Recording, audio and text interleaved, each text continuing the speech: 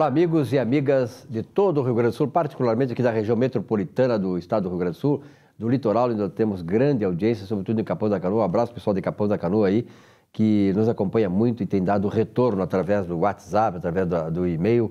Enfim, muito obrigado pela audiência. Bom, nós estamos aí praticamente encerrando o primeiro mês do segundo semestre desse ano. A Copa do Mundo terminou, aí voltaram os campeonatos nacionais, a Copa do Brasil e a Libertadores para o Grêmio. O Internacional também está numa boa posição na tabela. Enfim, voltamos com as nossas coisas daqui do Rio Grande do Sul, particularmente Grêmio e Internacional, aí chamando a atenção da população.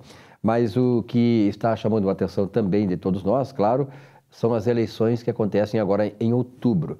E, naturalmente, nós precisamos ter um pouco mais de consciência no voto, né? Eu acho que nós temos que ver esse quadro que existe lá no Congresso Nacional, aqui na Assembleia, e saber quem realmente está fazendo um trabalho que seja o trabalho necessário para o país, mudar o país, reformar esse país. E eu não vejo, não só nos quadros que estão aí se habilitando para a candidatura à presidência da República, quanto ao Congresso Nacional e à Assembleia, pessoas que estejam fazendo algum projeto, apresentar algum projeto para o Brasil.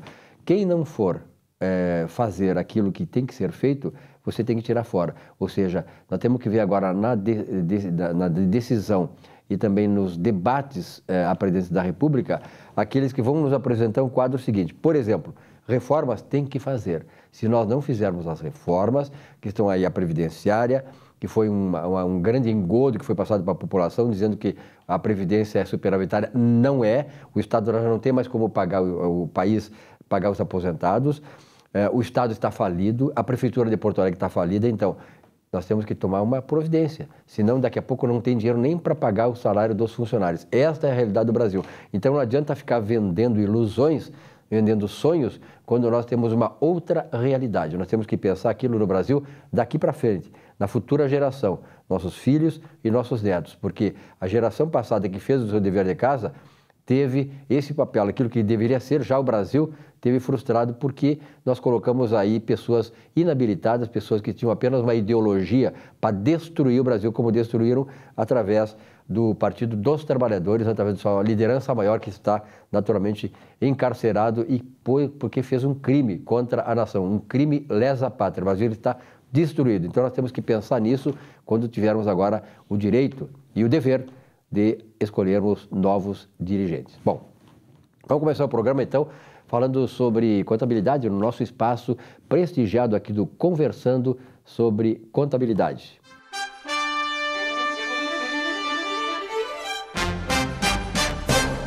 E nesse espaço, Sérgio Figueiredo Moraes. Prazer em tê-lo, Serginho. Prazer. Como é que estão as coisas aí? Agora, nós estamos gravando aqui num dia maravilhoso, parece que primavera, né? É verdade. Depois daqueles dias de frio. É sempre um prazer participar do teu programa, né?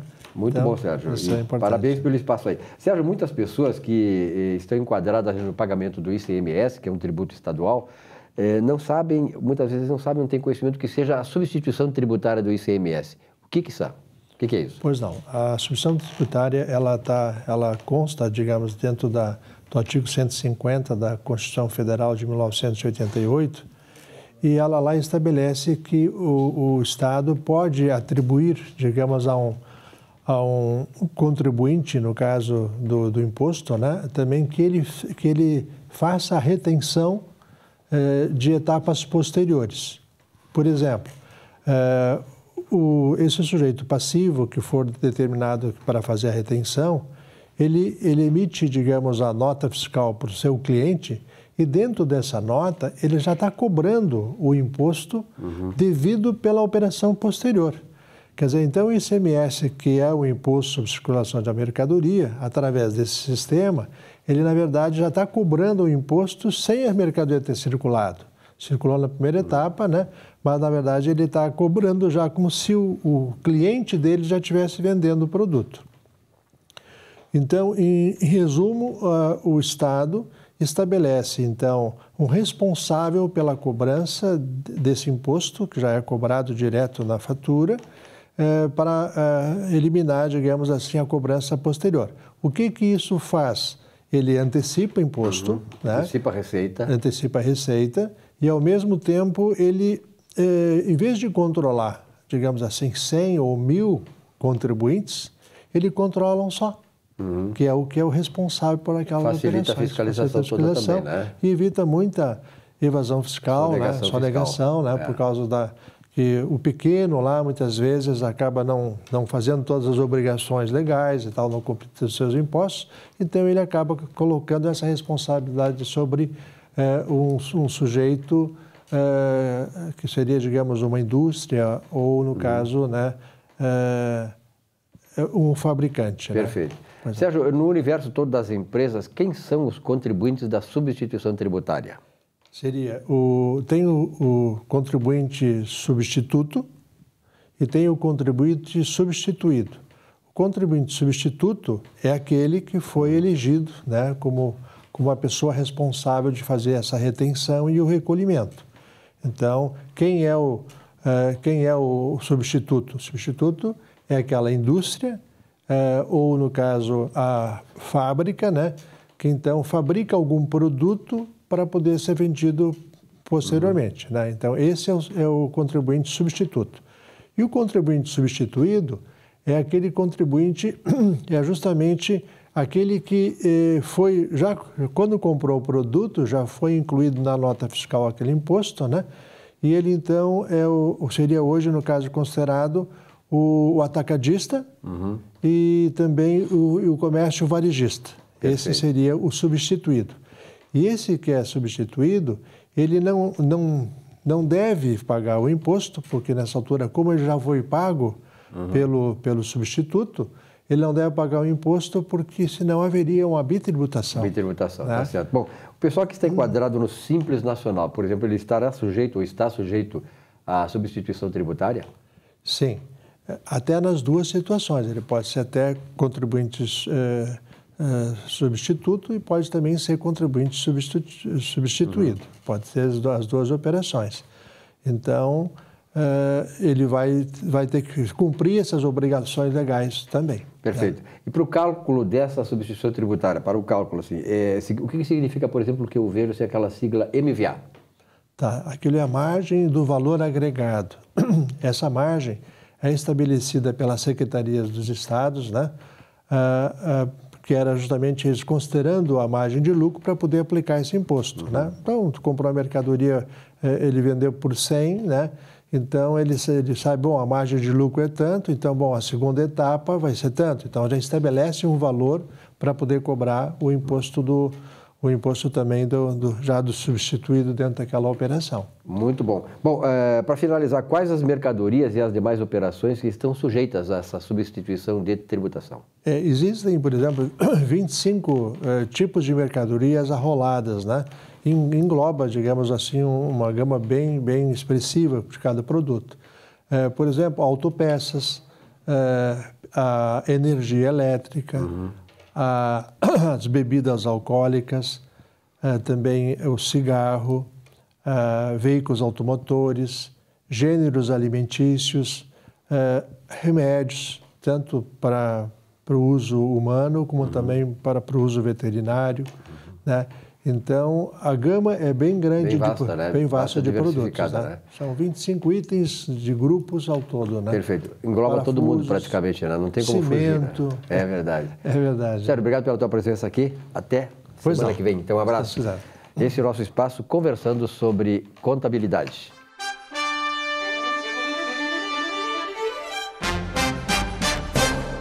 Muito bem, então vamos ao espaço do nosso Luiz Braz, que nos traz sempre um assunto importante, não é, Braz? Meu amigo Silvio Lopes, estamos de volta aqui para falar um pouco mais sobre Porto Alegre e, olha, a gente olha a cidade, tem um lado que está muito positivo. Se nós formos aqui para a Orla, principalmente ali perto do gasômetro, está maravilhoso. E também aqui está sendo inaugurado, pelo menos, os trabalhos, não é? Não as obras todas que estão prontas, mas os trabalhos estão sendo inaugurados aqui no Pontal do Estaleiro. E aqui vai ficar uma maravilha.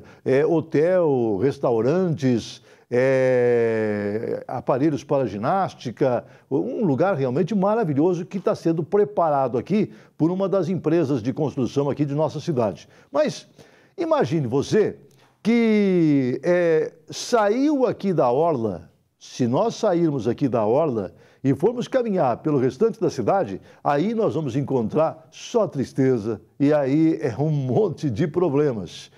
Primeiramente, os funcionários públicos municipais, eles entraram em greve, depois saíram de greve e agora estão parados, mas parece que em greve ou não em greve eles fazem a mesma coisa, não é muita coisa diferente. E uma coisa que eu também quero chamar sempre a atenção, tanto aqui no município de Porto Alegre, como também nos outros municípios, ou no Estado, ou na União, existem funcionários públicos demais. Foram feitos concursos e mais concursos, pessoas e mais pessoas, por causa de interesses políticos. Muitas vezes, elas foram ingressando no serviço público e foram aumentando, através de leizinhas, é claro que pequenos grupos. Os grupos da Fazenda, por exemplo, fizeram muito isso, não é? Foram aumentando os seus salários. Hoje, o que acontece? Boa parte do que se arrecada, que é os impostos que nós pagamos e que nós gostaríamos de receber de volta, não é? Em forma de serviço, mas estes impostos, eles estão aí praticamente para pagar essa massa de funcionalismo que também agora começa a ficar insatisfeita. Porque, é claro, chegou num determinado limite que não se pode mais dar aumentos, porque não se tem mais dinheiro para dar aumentos. E agora, aqui em Porto Alegre, o prefeito Marquesan já diz o seguinte, não, a partir de agora, o salário vai começar a atrasar, porque ele quer forçar de todo jeito que o projeto do IPTU, porque esse é o projeto que ele realmente quer aprovar na Câmara Municipal. Os outros, ele também quer aprovar, mas o principal é esse projeto do IPTU. Enquanto ele não aprovar esse projeto do IPTU, o salário dos funcionários públicos municipais do Executivo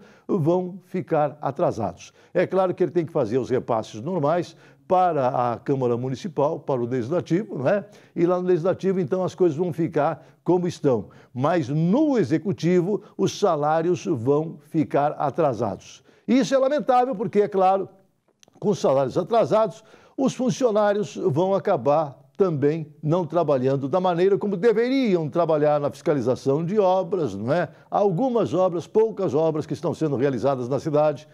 Uma cidade que está com muitos buracos, com muitos problemas e problemas que a gente não vê meio para que eles possam ser solucionados. Porque, afinal de contas, como não tem dinheiro, e o prefeito já afirmou que não tem dinheiro nem para pagar os funcionários que tem, então, imagine, tem parte desse dinheiro que vai para pagamento das dívidas, não é? E as dívidas são muitas, e sobra muito pouco para poder se aplicar em obras. Então, realmente, olha, nós chegamos a um determinado momento, meu amigo Silvio Lopes, que se nós não mexermos na Constituição Federal, se nós não colocarmos lá modificações com relação ao funcionalismo, como, por exemplo, olha só, estabilidade de funcionário, eu acho que tem que mexer. E também, olha só, teria que mexer, com toda certeza, esse direito de greve do funcionário, não é? Para que nós pudéssemos ter, eu acredito que um funcionalismo trabalhando um pouquinho melhor, não é? E uma cidade um pouco mais assistida pelos seus funcionários públicos. E uma sociedade mais satisfeita. Do jeito que está, a insatisfação é muito grande e não tem solução. Eu falo em nome de Zafari Bourbon, onde economizar é comprar bem.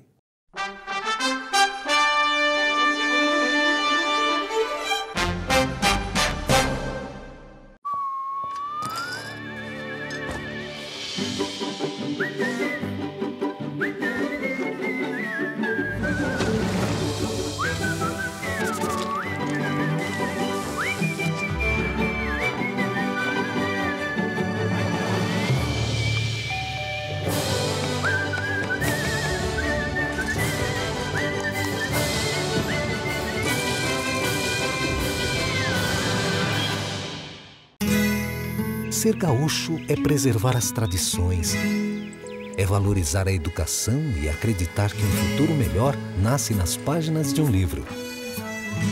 É nossa tradição trabalhar duro. Temos orgulho do suor que escorre do rosto. Ele reconforta a alma e sedimenta uma vida digna. É nossa tradição valorizar o passado para desenvolver o futuro. CMPC Celulose Rio Grandense. Desenvolvimento é a nossa tradição.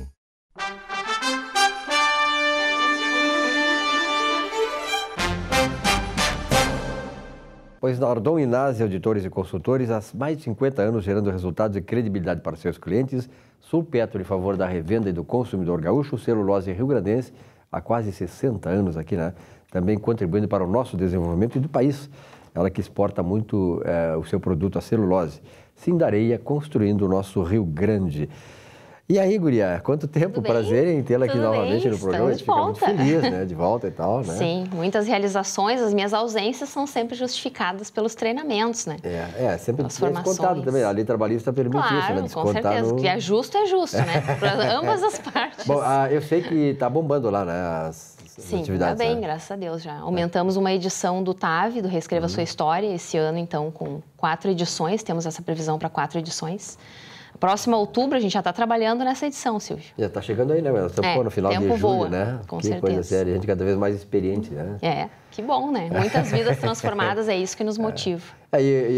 Quem te vê assim, né, que está de blusinha e tal, quer dizer, nós estamos gravando aqui numa quinta-feira, que é um ambiente hoje primaveril, né? Com certeza. Porque um clima bem atípico, né? A Lília lá de São Leopoldo e aquela região lá é muito fria também, né? Muito fria. Sai cheio de casacos pela manhã também. E chega no meio-dia já começa a esquentar. O problema do Rio Grande do Sul aqui é o seguinte, nós realmente somos um povo forte, né? Porque, sobretudo na Uruguaiana, na Couro Duro que chamam, né? Porque, na verdade, nós passamos assim, ó, essa semana tivemos temperatura de 0 graus por aí e agora 30 graus, quer dizer, é complicado, 30 pontos, né, percentual de temperatura, de diferença não tem como resistir. E o mais grave, né, Lília, é a umidade relativa do ar, quer dizer, 99%, 100%, tá, brota água de tudo que é lugar, né? O negócio é se vacinar e, com certeza, andar com muito agasalho, porque a gente passa o dia fora de casa, então tem que ter roupa para todas as temperaturas, né? Tem que levar um guarda-roupa ambulante, né? É bem assim. Se tu olhar o meu carro, é bem assim mesmo. É verdade. Aquele carro não tem lugar para mais ninguém, a não ser ela. Se vai aguentar outra pessoa, tem que tirar as roupas.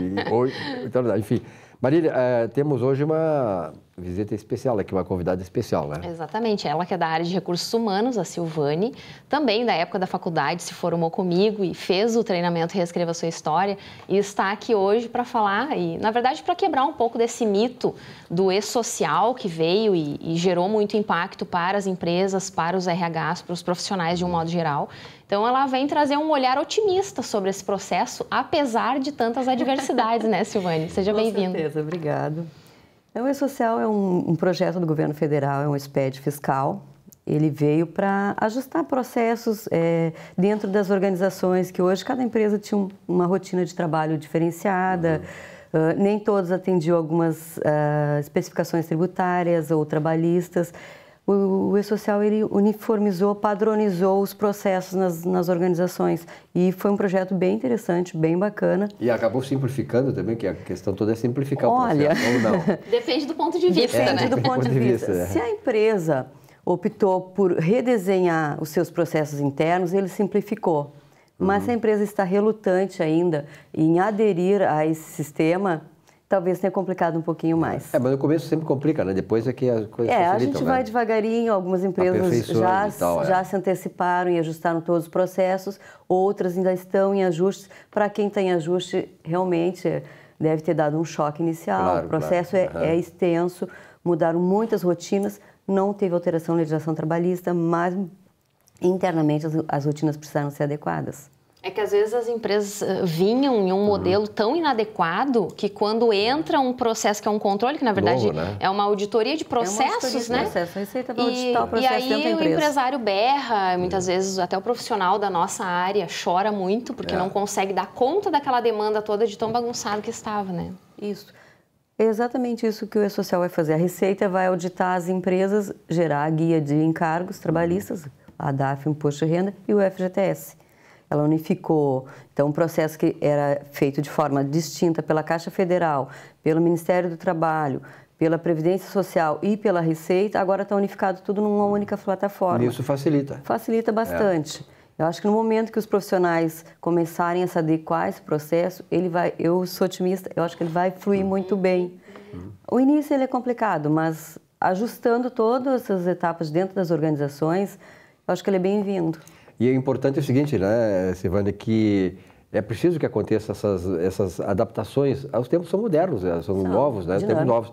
E o grande problema do Brasil, por exemplo, hoje é a questão que muitas coisas, a lei trabalhista, por exemplo, né? A reforma trabalhista que foi feita lá em 11 de novembro do ano passado, 70 anos depois, quer dizer, o mundo todo mudou, olha quantas mudanças, e era necessário, é fundamental. A reforma da Previdência é a mesma coisa, quer dizer, e quanto mais tempo demorar para fazer essas mudanças, pior fica. Fica, dizer, entendeu? a adaptação quer dizer, é hoje o governo não complicado. tem dinheiro para pagar com os aposentados, as empresas não abrem e não se desenvolvem mais por causa de limitações trabalhistas.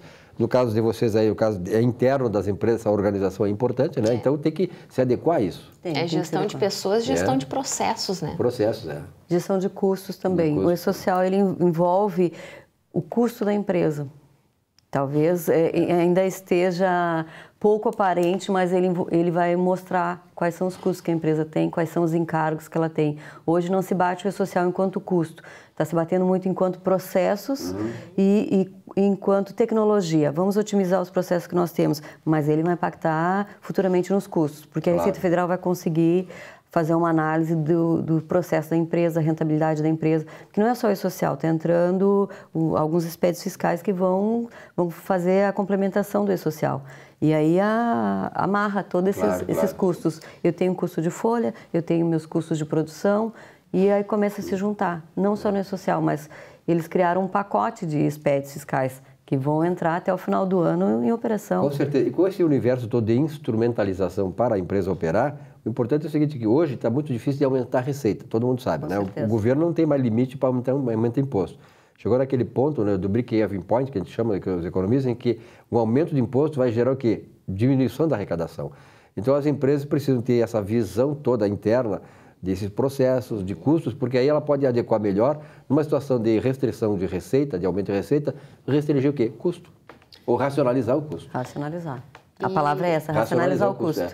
Porque o restringir o custo é impossível tu restringir, claro, mas tu consegue trabalhar com ele de uma forma racional. Mais racional, né? Mais racional. Tu reduz, inclusive na área de recursos humanos. Claro. Que hoje, às vezes, o barato sai caro, se paga um volume grande de hora extra, daqui a pouco essas horas extras vão ter um reflexo na reforma trabalhista, aí já teve algumas limitações, mas em contrapartida a reforma trabalhista também melhorou o aspecto das férias, geração de férias. Então, tudo isso aí dá para o empregador hoje conseguir ir adequando os seus processos. E essa coisa que ela falou, né, Lília, da reforma trabalhista trouxe esses benefícios, tem muita gente que está criticando ainda porque a reforma trabalhista não conseguiu diminuir o desemprego. Ora, o desemprego não está centrado só na questão da reforma trabalhista, até porque essa reforma trabalhista está sendo contestada de gente poderosa estão contestando, ou seja, para o empresário agir, investir no momento desse de insegurança jurídica, ainda, ele vai demorar. Então, não tem assim, aprovou, não vai. Não, ainda mais que nós temos ano de eleição e o Brasil está caindo pelos pedaços essas coisas todas que precisam ser feitas, né? Então, o empresário, olha, ele não vai investir, não. Então, reduzir desemprego, o nível de desemprego no Brasil só a partir do ano que vem. E olha lá.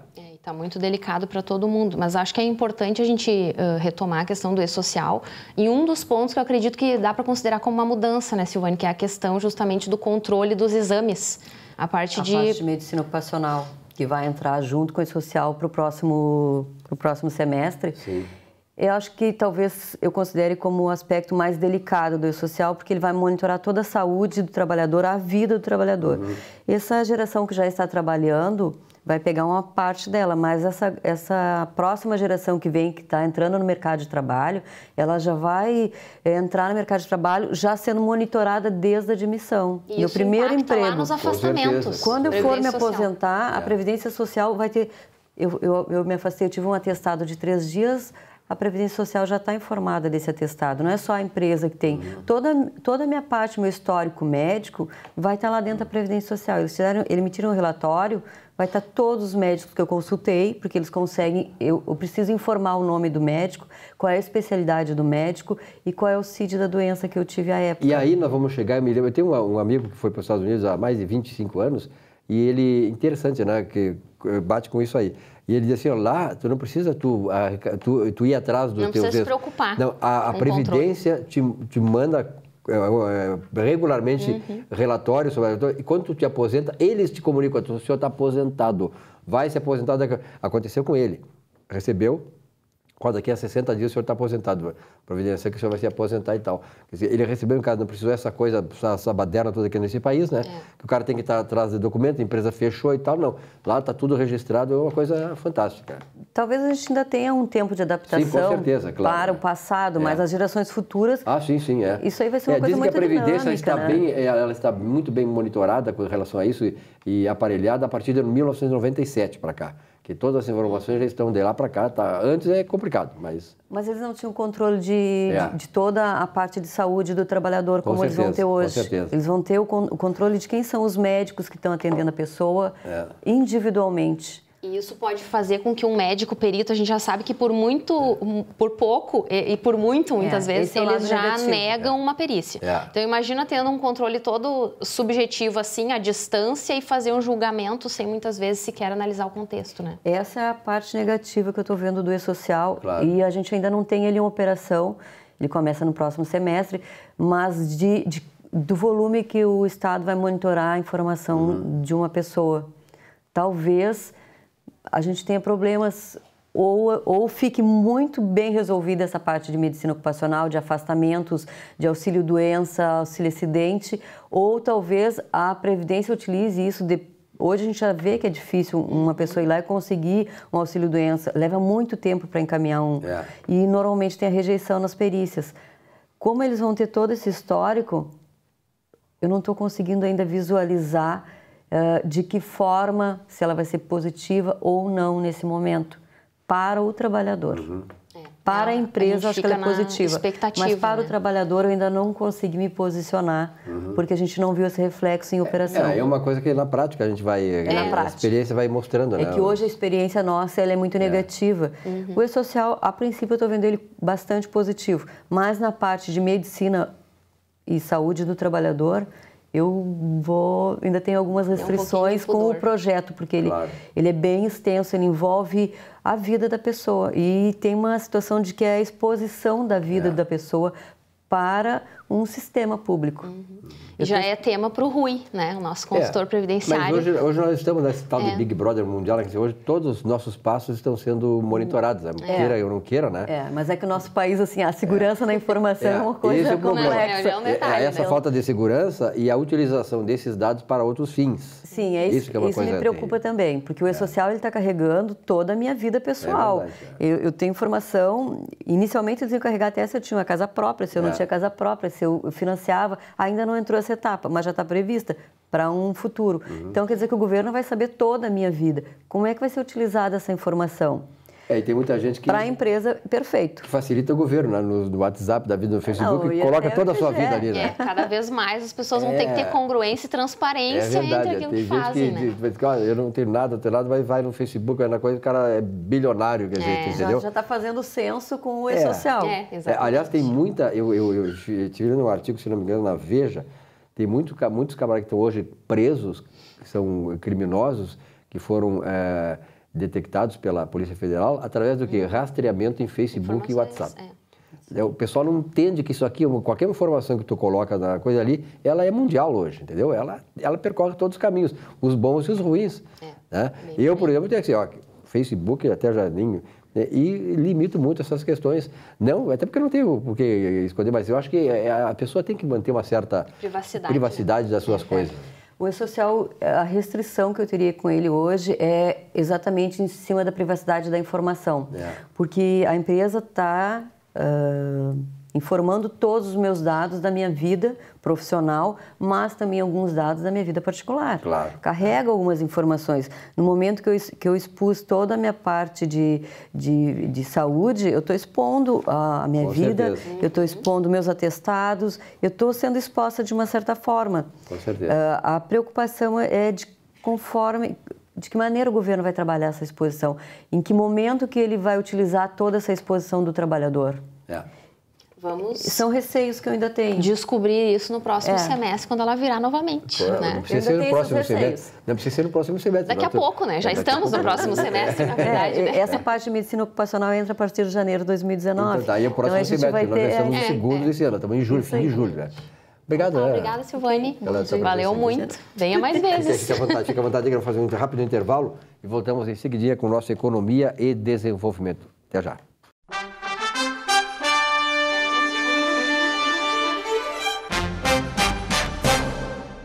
Um show de humor gaúcho sem padrão e com muita alegria e interatividade. Zurba Fagundes. Mais de 300 espetáculos no Rio Grande do Sul, Santa Catarina e Paraná, nos melhores palcos do Brasil. 2 vezes finalista no Festival da Mentira de Nova Brécia. Atração no Show do Tom. Programa Silvio Santos e Ana Hickman. Teatro, congressos, encontros, jantares, brigas de casal e bocas livres em geral. Zurba Fagundes. Diversão garantida ou seu mau humor de volta. Contrate esse artista gaúcho antes que ele morra de fome.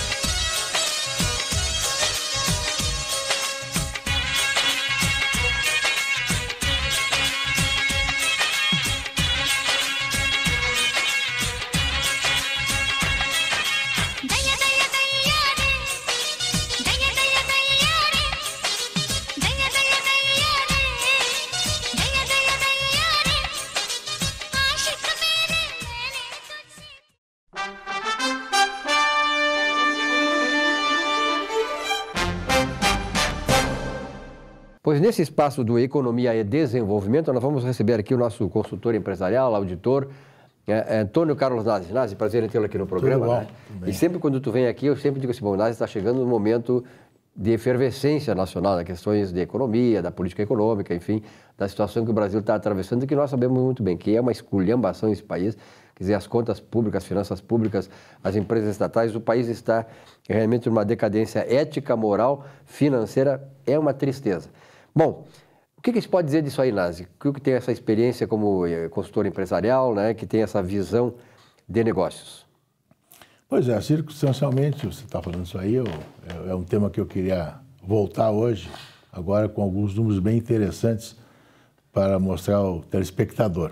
Agora, no dia 10 e 11 de junho, nós tivemos em São Paulo a 8ª conferência promovida pelo Bracon, de contabilidade de auditoria independente, onde no primeiro dia foi dedicado toda a parte de novas tecnologias. É um tema realmente inovador, emocionante, porque as coisas vão mudar drasticamente nos próximos 4, 5 anos. Vai se fazer uma auditoria absolutamente diferente do que se fazia até agora.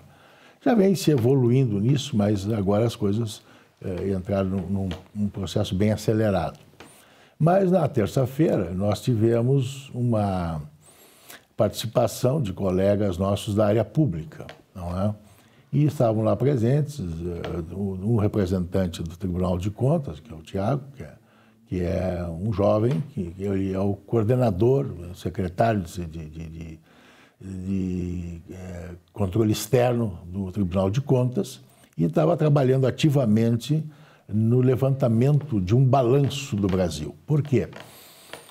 Também estava o Leonardo, que é um colega nosso da Secretaria do Tesouro Nacional, apresentou também uma série de programas que a Secretaria do Tesouro Nacional está implementando para a adoção do modelo de contabilidade, as normas de contabilidade pública internacional no Brasil. Esse é um projeto antigo, depois eu posso até comentar aqui, porque eu vivenciei isso lá em 99, nós começamos com um projeto com o Banco Interamericano de Desenvolvimento. Na época eu presidia a Associação Interamericana de Contabilidade e o Uruguai aqui, o doutor Henrique Iglesias, me chamou e chegamos deu um fundo perdido lá, fizemos um grupo de trabalho onde se implementou esse programa de fazer a contabilidade pública igual no mundo todo. E ele queria fazer a experiência América Latina, então o Brasil, o Peru, Colômbia, Costa Rica e República Dominicana. Na época nós fizemos um projeto piloto financiado pelo BID e deu no que deu. Estamos chegando agora a atingir vários países já estão adotando essas normas internacionais da área pública. E o Tiago apresentou lá uma situação que foi o primeiro balanço pelo regime de competência, ou seja, apropriando tudo que o Brasil deve, tudo que ele tem de patrimônio, coisa que não existia. A contabilidade no Brasil era o que recebia, o que pagava, e era um desastre total. Era uma coisa amadora, né? Completamente amadora. Total, e sem mostrar a realidade brasileira. Então, foi levantado quanto é que o Brasil tem de estrada, de ponte, de portos, de terras, de prédios. Patrimônio total. Patrimônio total do Brasil e a dívida total também. Então, nós chegamos aqui, esse é o quadro que foi apresentado lá, e ele até apresentou do lado aqui uma figura. Deixa assim, pode falando, Tá? pode falando. Uma figura de uma UTI com um doente em estado terminal, comparando com o Brasil. Aqui nós temos a dívida pública federal, 5 trilhões 250 bilhões. Isso é quase o nosso PIB, né? Ou mais do que o PIB. É próximo do PIB. É quase 100% do PIB. Exatamente. Provisões, 1 trilhão e 600 bilhões.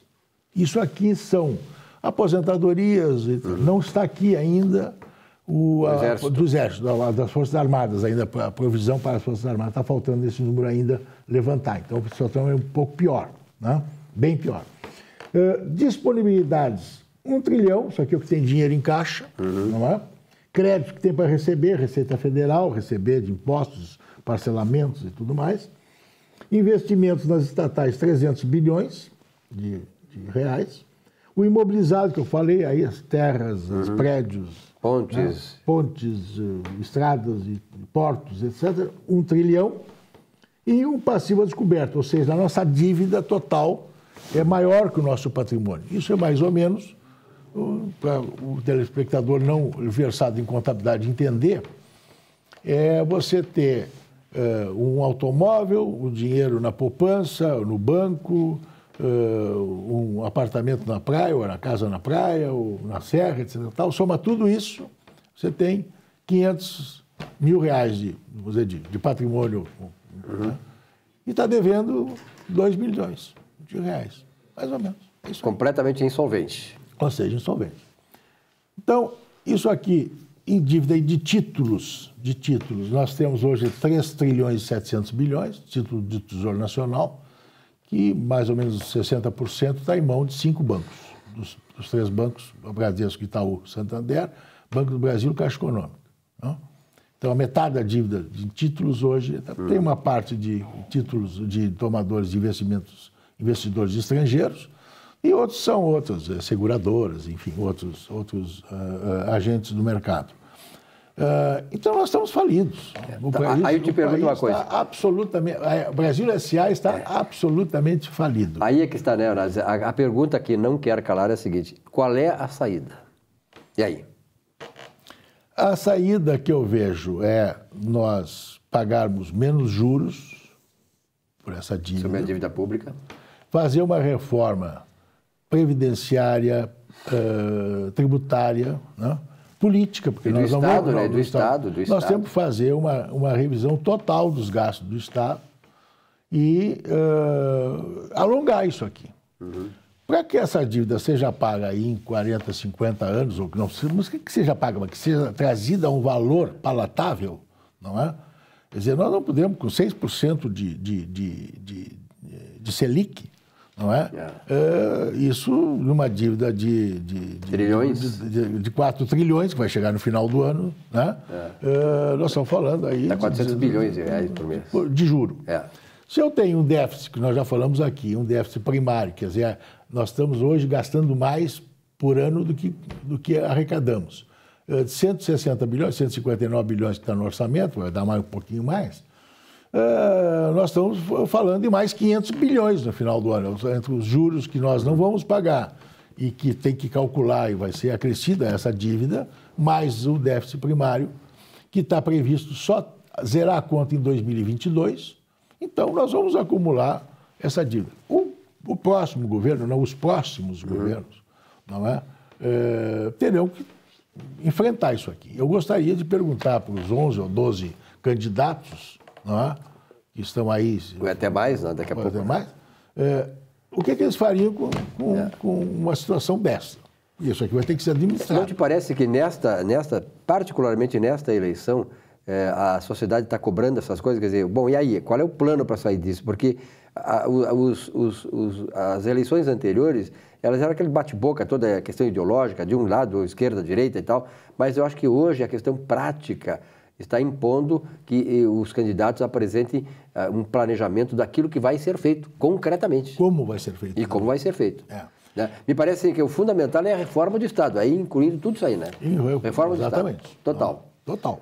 Estado acabar demais. Acabar com as mordomias, acabar com as despesas supérfluas e tem que mexer nas aposentadorias, não tem solução. Acabou daqui para frente a aposentadoria integral, não tem condições. Tem muita coisa circulando na internet dizendo que o INSS não é deficitário, essas coisas todas. Quer dizer, eu acho que isso aí é um desserviço que se faz. A questão da previdência social, né, Nazi? Ela está sendo hoje discutida em todos os países, França, Japão, independente de ideologia, de partido, de direita, esquerda e tal, porque a população mundial está envelhecendo. O Brasil, que era um país jovem do futuro, hoje, daqui a 20 anos, será um país velho. Quer dizer, os nossos jovens estão morrendo, estão nascendo menos brasileiros e a população atual está envelhecendo. E envelhecendo com uma taxa de expectativa de vida maior. Eu sempre digo assim, quando eu nasci em 51, a expectativa de vida era de 46 anos, hoje é de 76 anos, são 30 anos mais. Quer dizer, isso tem implicações diretas nas contas públicas, né, Nazi? Exatamente. Agora mesmo, essa semana, saiu uma notícia aqui do Estado que nós estamos com mais de 55% de inativos. De inativos em relação aos ativos. E estamos até o final do ano com mais 30 e pouco, quase 40 mil para se aposentar. E aí, como é que faz? Quem paga essa conta? E aí o governador anuncia reformas, aí o pessoal fica, não, o funcionário público, isso aqui é do Estado, não pode. Olha, nós estamos marchando para uma situação de total falência, o Estado não vai ter dinheiro para pagar o mínimo possível. Exatamente. Né? Os salários em dia estão sendo hoje parcelados, não vai ter nem como parcelar. E é interessante aqui, também foi apresentado aqui, isso aqui é um quadrinho, né, em que o Brasil joga 1 trilhão no lixo por ano com corrupção, descaso e incompetência. Tem mais isso, né? Então, tem mais isso. Então, assim, aí apresentaram os números lá de informalidade. Né? Caixa 2, 700 bilhões. Burocracia, 2.600.000 horas perdidas na burocracia. E aí vai, não é? 26 milhões de toneladas de alimentos posto fora. Por causa da falta, não tem estrutura para escoar a safra. 13 bilhões de reais de água posto fora. Que desperdício. Trânsito, se gastou 24 bilhões em atender acidentes de trânsito, 24 bilhões. Então, somando toda a logística, 155 bilhões. Pelo amor de Deus. Então, somando tudo isso aqui, nós estamos 1 trilhão de dinheiro posto fora.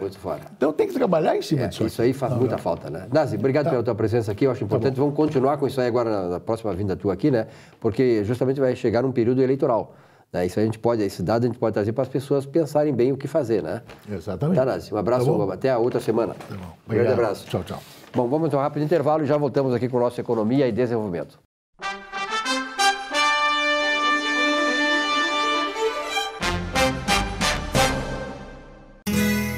Ser gaúcho é preservar as tradições, é valorizar a educação e acreditar que um futuro melhor nasce nas páginas de um livro. É nossa tradição trabalhar duro. Temos orgulho do suor que escorre do rosto. Ele reconforta a alma e sedimenta uma vida digna. É nossa tradição valorizar o passado para desenvolver o futuro. CMPC Celulose Rio Grandense. Desenvolvimento é a nossa tradição.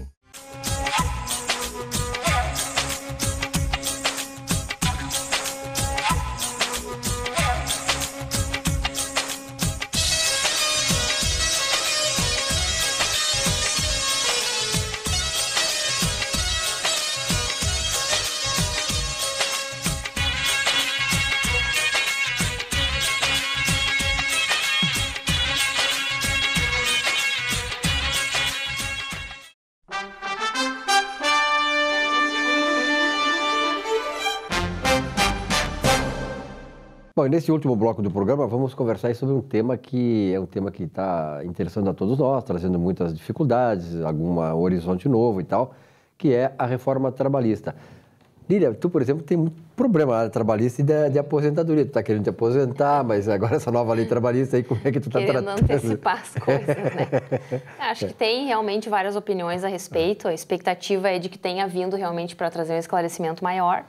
Mas, por outro lado, eu acredito que pelo viés do trabalhador gerou uma insegurança maior. Acho que a Rafaela pode falar um pouquinho mais para nós sobre então, nós isso. estamos aqui com a Rafaela Filter, né, que é especialista e como nossa comentarista aqui. Doutora Rafaela, prazer em tê-la aqui no programa, né? Eu sei Obrigada, que tu anda sempre muito correndo para que a palestra, a reforma trabalhista está te trazendo muita dor de cabeça também. Bom, o ministro Ronaldo Nogueira esteve aí outro dia, né? Ex-ministro do Trabalho, né? Isso, que foi um dos... federal. Deputado federal, foi um dos autores dessa legislação toda aí, que mudou aí as relações trabalhistas depois de 70 anos. E ele estava muito otimista em relação a isso, disse que trouxe muito esclarecimento, mas não é bem assim, né? Pois é, Silvio. Existe aquela máxima, né, que diz que uma mentira dita várias vezes vira uma verdade, né? Então, no meio, ali no evento, onde estavam presentes empresários, alguns juízes defensores da reforma e pessoas engajadas no projeto da reforma trabalhista, foi dito isso, né, que a reforma trouxe um esclarecimento da lei, mais segurança jurídica, né, uma interpretação melhor dos contratos de trabalho. E o que se vê, na verdade, na prática, é o contrário disso, né?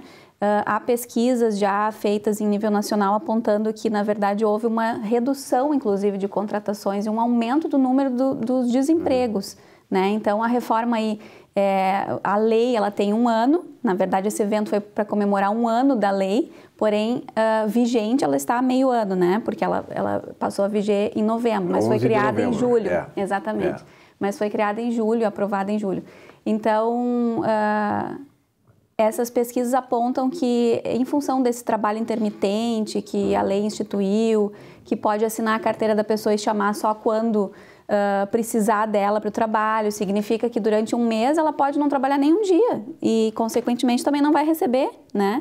Então, o pequeno aumento da empregabilidade que é noticiada diz respeito a esses trabalhos intermitentes, mas que, na verdade, é uma maquiagem, porque as pessoas, elas podem nem estar recebendo salário, né? Então, elas estão tecnicamente empregadas, mas elas não estão sendo remuneradas, porque elas são chamadas lá de vez em quando para prestar algum tipo de serviço esporádico, né? Porém, a carteira está assinada, então conta para as pesquisas do Ministério do Trabalho como se estivesse empregada.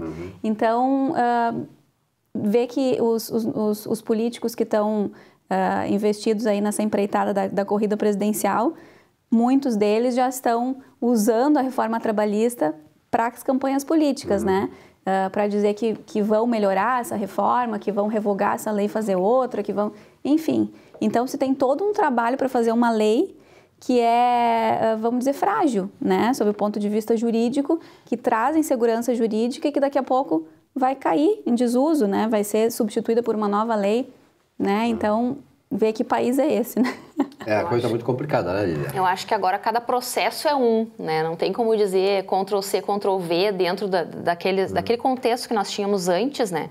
Questões de periculosidade, a gente percebe muitas vezes que tudo vai depender do perito também. É uma coisa bem momentânea. Subjetiva também, né? A causa ser ganha, eu acredito que isso gera uma fragilidade para o trabalho de vocês como advogados também, né? Na verdade, tanto para o trabalhador quanto para o empregador, que não consegue muitas vezes aplicar a nova lei, porque existe essa insegurança jurídica. Mas e se eu fizer o que está na nova lei, será que vai mudar? Será que daqui a pouco eu corro o risco de hoje aplicar isso na minha empresa e daqui 2 anos for declarado inconstitucional algum artigo que eu estou usando e daqui a pouco eu vir a ser condenado quando o meu funcionário sair da empresa?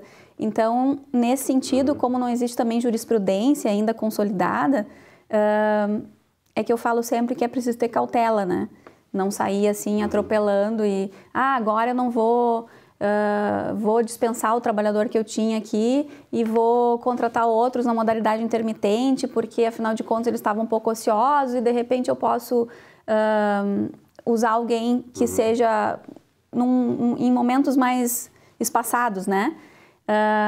de repente não é o caminho, né? Porque além de tu ter toda uma rotatividade na tua empresa e daqui a pouco delegar uma função importante para alguém que não vai ter o comprometimento ou que vai estar vinculado também a outras atividades de outros empregadores numa modalidade de trabalho intermitente, né? Porque ele não precisa trabalhar só para um, ele pode ter contrato com vários e cada um vai demandar ele na hora que precisa.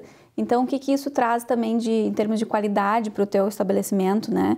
Do serviço que tu está prestando, enfim, tem que ter um pouco de cuidado com essas questões. Isso tudo que a senhora está falando, na verdade, doutora Rafaela, mostra que realmente há essa insegurança jurídica, quer dizer, ninguém sabe o que fazer, né? Claro, nós tivemos uma legislação de mais de 70 anos, que era a mesma, quer dizer, isso criou uma estrutura, uma tradição que precisa ser rompida com isso. E esse tempo aí é muito curto ainda, nós temos, vai fazer agora um ano, em novembro, que ela teve a aplicabilidade no mercado. Então, assim, eu tenho lido muito, eu leio muito os artigos dos mais importantes economistas do país, os institutos que fazem pesquisas e tal, e o que eles alertam é o seguinte, que o governo estava muito otimista em relação a achar que, a partir da nova lei, houvesse um aumento crescente no número de oferta de empregos. Mas não é isso que os empresários pensam.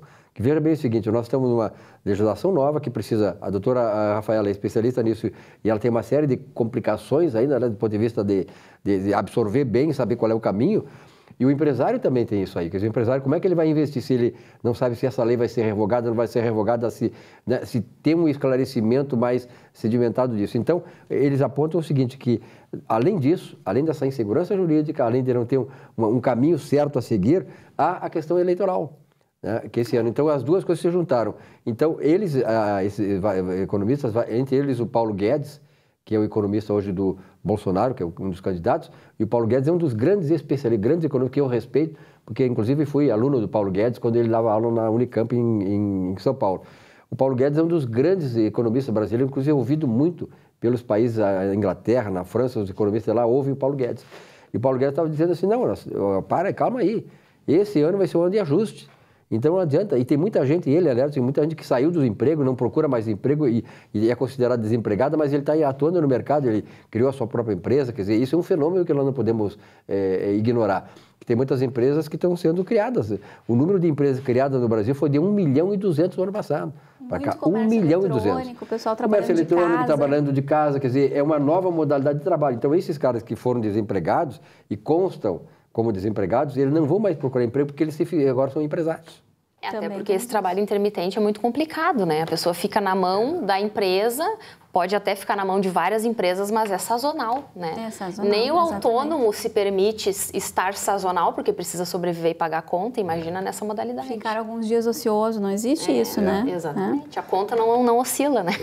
É muito complicado, eu acho que, e é importante, né, doutora Rafaela, que nós vamos ter uma campanha eleitoral aí, e eu acho que os candidatos têm que ser honestos, né? Não adianta chegar e prometer o sonho, né? Prometer uma riqueza, prometer acabar com o desemprego, porque não é assim. E vamos cuidar muito com as falsas promessas, né? Porque vem lá Ciro Gomes dizendo, vou revogar a reforma trabalhista. Aí, como pegou muito mal para ele num debate que ele teve da Confederação da Indústria e Comércio, se não me engano, agora ele já veio com outro discurso essa semana dizendo, não sou contra a reforma, porém eu acho que ela precisa de ajustes, sabe? Eu não sou contra uma reforma, mas não esta reforma. Quer dizer, uma afirmação dada por um camarada desse, que é irresponsável, ele sempre foi irresponsável, Ciro Gomes. Quer dizer, isso aí, se eu sou empresário e estou querendo investir, o que eu vou fazer? Até porque o capital, ele procura um lugar onde ele vai ter o melhor retorno, a melhor lucratividade. Os Estados Unidos hoje estão aumentando a taxa de juros, sabe por quê? Porque estava saindo capitais de lá, então eles estão voltando agora. Quer dizer, como é que eles vão aplicar aqui no Brasil se existe um mercado estabilizado, um mercado que dá incentivos, que é o mercado americano? A própria China está levando capitais brasileiros para lá.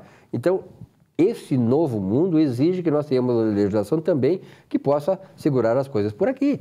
E uma declaração dessa do Ciro Gomes só traz essa insegurança jurídica, essa instabilidade. Como é que o empresário vai aplicar? Não vai. E como isso impacta na economia, né, Silvio? Eu acho que nós estamos num momento assim que a retomada vai ser complicada, né? Porque existe toda essa insegurança jurídica em termos das leis que estão mudando e também do cenário político, né? Nós não temos candidato hoje que a gente veja uma luz no fim do túnel, assim, né?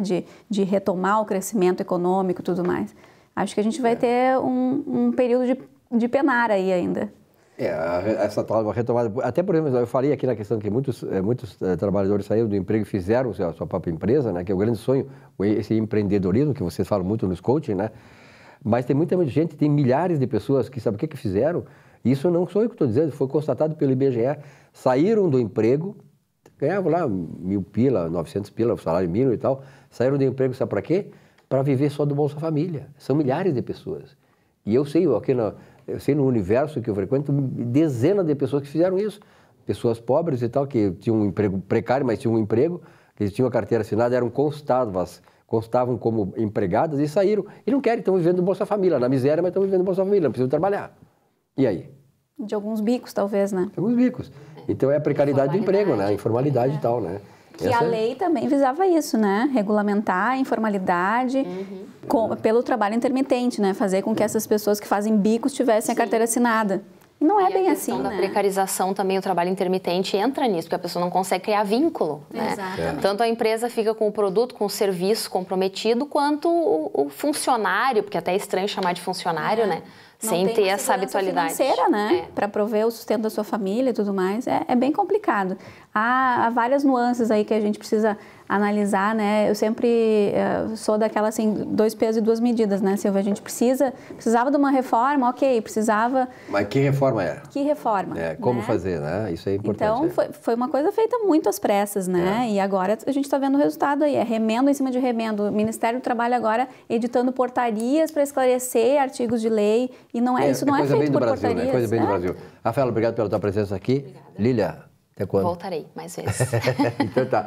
Muito obrigado pela audiência de vocês, não só aqui em Porto Alegre, na região metropolitana e sobretudo no litoral norte, temos uma grande audiência. Obrigado para todos vocês. O Economia e Desenvolvimento fica por aqui. Na semana que vem, um novo encontro. Até lá.